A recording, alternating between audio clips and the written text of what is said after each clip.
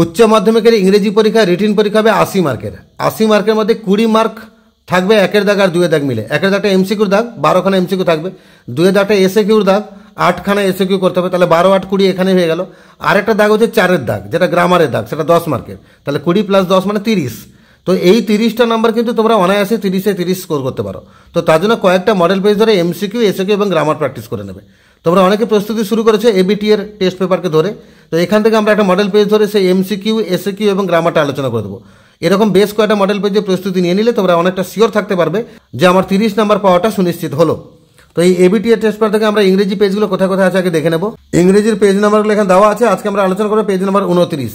এর আগে যে পেজ নাম্বার 16 ছিল তার যে ভিডিওটা সেটা আমার চ্যানেলে আপলোড করা হয়ে গেছে। তোমরা ভিজিট করো, প্লেলিস্টকে ক্লিক করো, ক্লাস 12 এর ভিডিও বার করো, সেটা পেয়ে যাবে। আর আজকে আমরা যাবো সেকেন্ড পেজ, পেজ নাম্বার 29। এখান থেকে আমরা এমসিকিউ, এসএকিউ এবং গ্রামারটা আলোচনা করব। আমরা পেজ নাম্বার 29-এ এসে গেছি। প্রথমে একের দাগে জানি 12খানা এমসিকিউ থাকবে, সবকটা উত্তরে আলোচনা করব। একের দাগে Abdul Kalam father would convey complex spiritual concepts in simple down to earth Tamil. Abdul কালামের বাবা ধর্মের জটিল ভাবনাগুলোকে সহজ সরল তামিল ভাষায় ব্যাখ্যা করতে পারতেন। দুইয়ের দাগে the girl in the eyes have it loved much the place. Eyes have it গল্পে যে মেয়েটা, অন্ধ মেয়েটা, সে কোন জায়গাকে সবচেয়ে বেশি ভালোবাসতো? উত্তর হচ্ছে মুসৌরি, অপশন নাম্বার সি।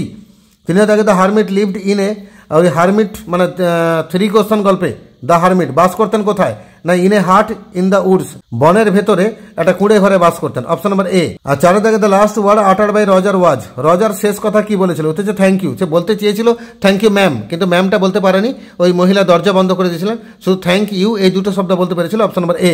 কবিতা থেকে এমসিকিউ 5-এ দাগে বিং টায়ার্ড দ্য গ্রাসহপার রেস্টস বিনিথ, মানে ক্লান্ত হয়ে গিয়ে গ্রাসহপার বিশ্রাম নেয় কোথায়? না বিনিথ সাম প্লেজেন্ট উইড, কিছু মনোরম আগাছার তলায়। 6-এর দাগে the most sensitive part of the tree is, গাছের সবচেয়ে সংবেদনশীল অংশ সেটা হচ্ছে হোয়াইট অ্যান্ড ওয়েট, সাদা এবং ভেজা।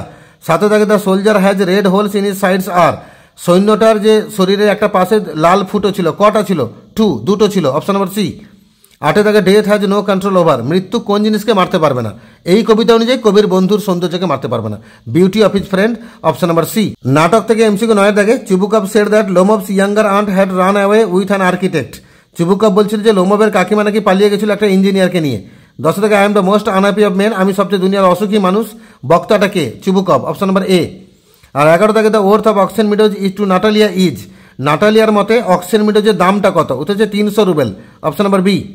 আর 12 দাগে Lomov's dog had gone lame, লোমবের যে কুকুর গেস সে কিন্তু খোঁড়া হয়ে গেছিল, লেম মানে খোঁড়া, অপশন নাম্বার এ। আমরা এসএকিউ দাগে যাব।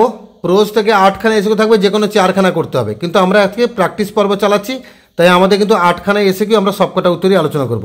একে দাগে when was the ancestral house of APJ Abdul Kalam built, কালামের যে পৈতৃক বাড়িটা তৈরি হয়েছিল কোন সময়? না 19বিংশ শতাব্দীর মাঝামাঝি সময়ে। তাই উত্তর লিখব Kalam's ancestral house was built in the middle of the 19th century. 2-এর দাগে how would Kalam's father sanctify water, কালামের বাবা জলটাকে পবিত্র করে দিতেন কিভাবে? উত্তরে লিখব Kalam's father sanctified the water by dripping his finger tip into it, কালামের বাবা জলটাকে পবিত্র করতেন তার নিজের আঙুলটাকে সেই জলের মধ্যে ডুবিয়ে দিয়ে, এবং সঙ্গে একটা প্রেয়ার বলে, and by saying a prayer, সেটাও লিখতে পারো। 3-এর দাগে where was the narrator of the story the eyes have it going, ওই দি আইজ হ্যাভ ইট গল্পের যে লেখক মানে রাস্কিন বন্ড, তিনি যাচ্ছিলেন কোথায়? The narrator was going to Dehra and then to Mussoorie, বক্তা যাচ্ছিলেন প্রথমে দেহরা এবং সেখান থেকে মুসৌরি। 4-এর দাগে how did the narrator no that the girl wore sleepers, বক্তা কি করে জানতে পেরেছিলেন যে মেয়েটা পায়ে চটি পরেছে? The narrator came to know that the girl wore slippers from the way they were slapping against her heels, বক্তা জানতে পেরেছিলেন মেয়েটা পায়ে চটি পরেছে এটা থেকে যে যেভাবে চটিগুলো তার পায়ের গোড়ালি সঙ্গে লেগে আওয়াজ করছিল। 5-এর দাগে what food was offered to Roger as dinner by Mrs Jones, Mrs Jones রজারকে ডিনারের সময় কি কি খাবার অফার করেছিলেন? Ham, lima beans, cocoa and cake were offered to Roger as dinner. 6-এর দাগে what could Roger hear other roomers doing, অন্যান্য রুমের যে লোকেরা তারা কি করছিল, রজার কি শুনতে পাচ্ছিল? Roger could hear other roomers লাফিং and talking in the large house, Roger শুনতে পাচ্ছিল অন্যান্য রুমের লোকেরা তারা হাসছিল এবং কথা বলছিল সেই বড় বাড়ির মধ্যে। 7-এর দাগে what did the bearded man ask for after regaining consciousness, ওই দাড়িওয়ালা লোকটা যখন জ্ঞান ফিরে পেয়েছিল তখন সে কি চাইছিল? না কিছু পান করার জন্য চাইছিল। After regaining consciousness the bearded man asked for something to drink. 8-এর দাগে what was the hermit famous for, hermit কি জন্য বিখ্যাত ছিল? The hermit was famous for his wisdom, hermit বিখ্যাত ছিল তার অগাধ জ্ঞানের জন্য। এবারে কবিতা থেকে এসে কিউ 9 দাগে who is the poet of the poem shall I compare thee to a summer's day. এই কবিতার কবির নাম কি? অবশ্যই উইলিয়াম শেক্সপিয়ার, তাই না? The poet is William Shakespeare. 10 দাগে what month does the poet mention in the sonnet number 18। Sonnet number 18 এখানে কবি কোন মাসের কথা উল্লেখ করেছেন? The poet mentions May in his sonnet number 18। কবি উল্লেখ করেছেন মে মাসের কথা তার সনেট নাম্বার 18-এ। 11 দাগে what form of sonnet is the poem the poetry of earth. The poetry of earth এটা কি ধরনের sonnet? The poetry of earth is a Petrarchan sonnet. 12 দাগে what does the poet celebrate in the poem the poetry of earth. The poetry of earth কবিতায় কবি কি celebrate করছেন?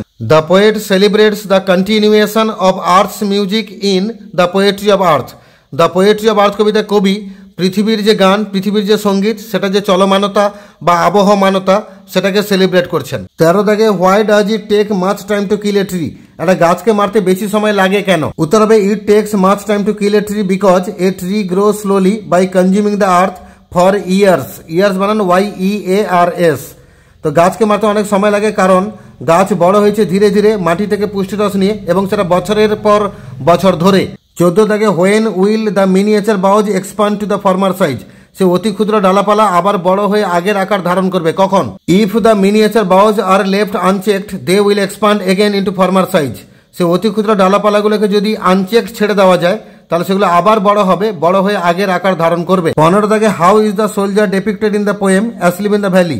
Asleep in the valley কবিতা সৈন্যটার কি বিবরণ দেওয়া হয়েছে? The soldier is very young but he is a casualty of war as depicted in the poem. এই কবিতায় যেভাবে বর্ণিত হয়েছে সৈন্যটা খুবই ইয়াং কিন্তু সে যুদ্ধের শিকার। আর 16 দাগে দ্য হামিং ইনসে ডোন্ট ডিস্টার্ব হিজ রেস্ট। সে গুনগুন করা পতঙ্গ তার বিশ্রামকে ডিস্টার্ব করছে না।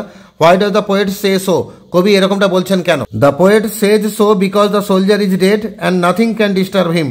কবি এরকমটা বলছেন কারণ সৈন্যটা মৃত এবং কোনো কিছুই তাকে ডিস্টার্ব করতে পারবে না। 4 দাগে গ্রামারে যাব। 1 দাগে we will soon be at your station I said. আমি বললাম আমরা খুব শীঘ্রই আপনার স্টেশনে পৌঁছে যাব। ন্যারেশন চেঞ্জ করতে বলেছে। উত্তর হবে I said that we would soon be at her station. 2 দাগে my parents were widely regarded as an ideal couple. এটাকে ভয়েস চেঞ্জ করতে বলেছে। উত্তর হবে people widely regarded my parents as an ideal couple. 3 দাগে I was the most important man. Reader the sentence using the positive degree of important. ইম্পর্টেন্টে positive degree লাগাতে বলেছে। উত্তর হবে no other man was so important as I. 4 দাগে mine was a very secure childhood. Negative করতে বলেছে। উত্তর হবে mine was not an insecure childhood. 5 দাগে I don't recall the exact number of people she fed everyday. Complex করতে বলেছে। উত্তর হবে I don't recall the exact number of people whom she fed everyday. 6 দাগে what a misfortune I have had. এটাকে assertive করতে বলেছে। উত্তর হবে I have had a great misfortune. Article preposition আছে, textual grammar. C was a large women. উত্তরগুলো বলে দিচ্ছি, তোমরা মিলিয়ে নাও বা প্রয়োজনে খাতায় লিখে নাও। She was a large woman with a large purse that had everything in it but hammer and nails. It had a long strap and she carried it slung across her shoulder.